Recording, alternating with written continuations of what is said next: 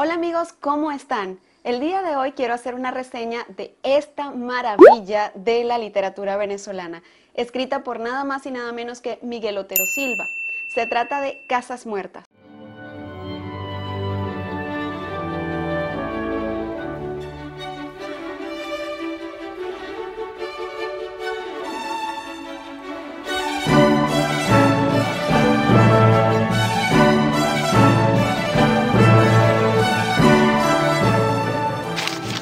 Pero, ¿de qué trata Casas Muertas?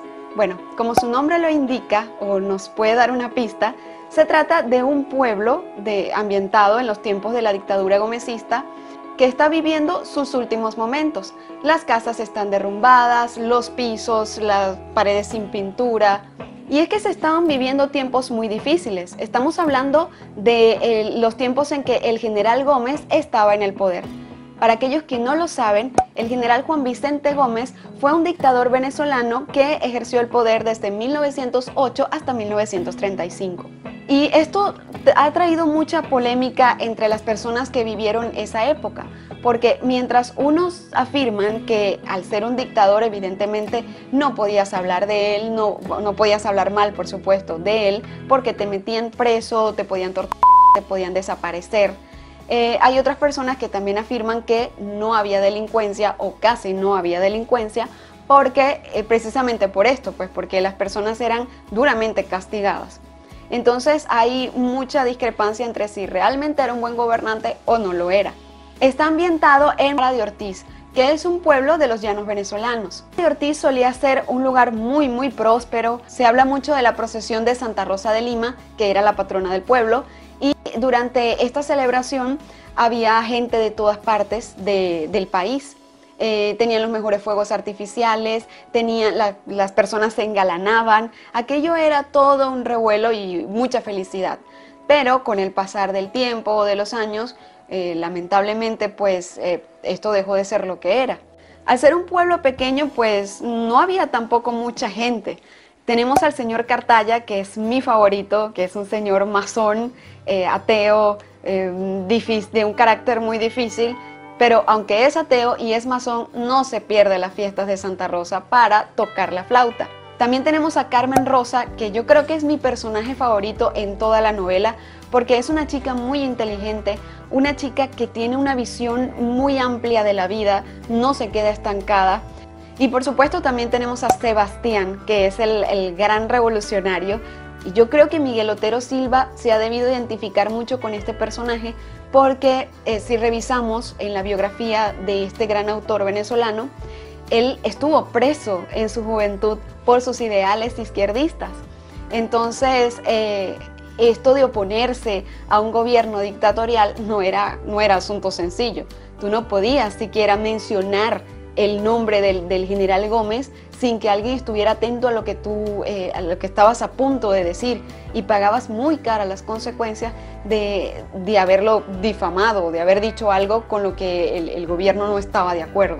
Pero Sebastián era una persona de sangre caliente que no le importaba y estaba dispuesto a lo que fuese. Y eso me encanta de este personaje. La narrativa de Miguel Otero Silva se parece bastante a la de Gabriel García Márquez, y de hecho este libro me recuerda muchísimo a 100 años de soledad. Pero hay una gran diferencia, y es que mientras en 100 años de soledad vemos un final del pueblo bastante desolador, bastante triste, bastante decepcionante, aquí es todo lo contrario. O sea, la historia termina llena de esperanzas, a pesar de un evento traumático que de hecho al inicio de la novela nos encontramos con él, porque la novela empieza por el final. Y a medida que vas, es un gran spoiler, ¿no? Lo primero que consigues. Y a medida que vas avanzando y te vas encariñando con los personajes, vas sintiendo tristeza por lo que va a pasar tarde o temprano, ¿no? Porque ya lo leíste en el primer capítulo. Pero al final tú no te quedas con ese mal sabor de boca. Al final te quedas con el corazón lleno de esperanza, de alegría, de emoción y de muchas expectativas por el horizonte que se abre para los personajes principales. Y es que estamos hablando de las primeras exploraciones de los yacimientos de petróleo. El petróleo, recuerden que en Venezuela cuando surge el petróleo, surgen esas nuevas oportunidades. O sea, ya las personas podían viajar hacia el oriente del país, que fue donde comenzaron a surgir estos yacimientos, y podían tener una esperanza de vida mucho mejor. Esto plantea muchas cosas, entre ellas el miedo y la incertidumbre que tiene en ese momento Carmen Rosa ante la posibilidad de abandonar este pueblo, lleno de paludismo, lleno de desgracia, de desolación, de derrumbe de casas, de tristeza, de añoranza, de recuerdos. Pero ella tenía que escoger entre dos opciones: una, quedarse en el pueblo a morir inevitablemente de paludismo y de tristeza, o marcharse con mucho miedo, con mucha incertidumbre, pero con la gran posibilidad de ser feliz, de prosperar económica, emocional y sentimentalmente. Es una novela bastante corta, como pueden ver. No, es un libro que no, o sea, es de una lectura muy rápida. Yo me tardé muy poco tiempo realmente en terminarlo, pero debe también a que es sumamente interesante. También me gusta porque yo lo siento como una ventanita a ese mundo que es desconocido hasta cierto punto para las personas que somos de ciudad. Todos hemos ido en algún momento al campo o a algún pueblo, pero cómo se vivía en un pueblo de la provincia, de los llanos venezolanos, en los tiempos de la dictadura. Bueno, aquí tienes una muestra. O sea, es grandioso, a mí me encanta, de verdad. Porque eres testigo de muchas cosas, no solamente de los momentos difíciles y de las injusticias que se vivieron en ese tiempo, sino también del cómo se divertía la gente. O sea, asistir a la plaza pública era, no sé, como asistir a una discoteca para la gente de la ciudad de hoy en día.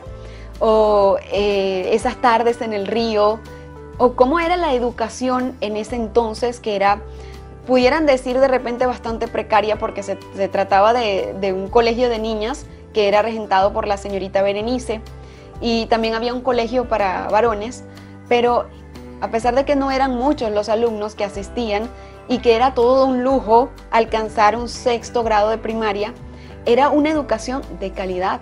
O sea, era una educación, wow, que valía por cualquier bachillerato de la actualidad. Y de hecho, ser un bachiller en esa época equivalía como a una carrera universitaria hoy en día. Entonces sí, estamos hablando de una educación muy buena. Me gusta la forma en que Miguel Otero Silva nos pasea por su historia.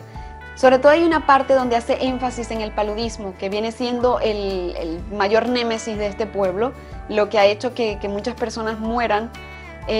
Y él nos mete dentro de la historia desde que el mosquito deposita las larvas. Entonces comenzamos a ver aquella metamorfosis, cómo se va transformando, cómo encaja el aguijón dentro de las personas, inoculando la enfermedad. Entonces esa forma tan detallista que él tiene de narrar cuál fue el problema. De hecho, voy a leer un poco de esto que les estoy contando para que lo comprueben. Es una de mis partes favoritas. Las larvas eran largos gusanitos de anillos peludos que en su madurez se enroscaban en negros signos de interrogación antes de transformarse en mosquitos recién nacidos. Entonces, ya briznas con alas y vida abandonaban el agua de la poza en la curva del primer vuelo. Los machos hacia los árboles en demanda de jugos vegetales, las hembras hacia las casas en busca de sangre humana. «Mamá, que me pica la plaga». Se hundía el aguijón aquí y allá, una y mil veces, en la piel del niño sano y del niño enfermo, en la choza del hombre sano y del hombre palúdico. Entonces, en resumidas cuentas, podemos decir que Casas Muertas no solamente es la historia de un pueblo que cayó en desgracia, sino también de personas que se abrieron a nuevos horizontes, que no se resignaron a su destino, sino que se labraron uno muy, muy diferente. Contra todo pronóstico, contra las opiniones encontradas, porque, por ejemplo, recuerdo una parte donde Carmen Rosa le insistía a su madre el hecho de que tenían que salir de allí. Y entonces se encontró con mucha negativa, mucha resistencia. Es que, ¿qué vamos a hacer fuera de Ortiz? Es lo único que conocemos, somos 2 mujeres solas. ¿Cómo vamos a hacer con la casa, con la tienda? Y todas estas preguntas que siempre se plantea la persona cuando quiere hacer un cambio radical en su vida. Pero a ella no le importó, ella sabía que lo iba a hacer y punto. Entonces, y yo creo que tampoco estaba esperando aprobación. Ella simplemente estaba dando su opinión y esperaba escuchar las opiniones ajenas, pero no estaba dispuesta a cambiar su forma de pensar. Y efectivamente fue difícil vender la casa y salir de allí, pero lo logró, finalmente lo logró. Y también tuvo que enfrentarse al hecho de que en esa carretera veían pasar todo tipo de personas hacia el oriente, que es donde les digo que se encontraba el petróleo. Prostitutas, delincuentes, gente grosera. Por lo menos eso era lo que Carmen Rosa veía y lo que su maestra, la señorita Berenice, tanto insistía. Oye, no vayas allá porque te vas a conseguir con este tipo de gente indeseable. Pero me encantó ese diálogo entre ella y el señor Cartaya, que es el masón del que les hablé anteriormente, donde él le dice que sí, que efectivamente a cualquier lugar donde ella vaya se va a encontrar con este tipo de personas, pero también se va a encontrar con gente buena, con gente honesta, trabajadora, amable, dispuesta, igual que ella, a seguir sus sueños y seguir su propio camino. Y bien amigos, esto ha sido todo por el día de hoy. Ha sido un gran placer hacer una review por primera vez en formato video. Me encantó, me parece como más dinámico. Bueno, muchas gracias por ver el video hasta aquí y hasta luego.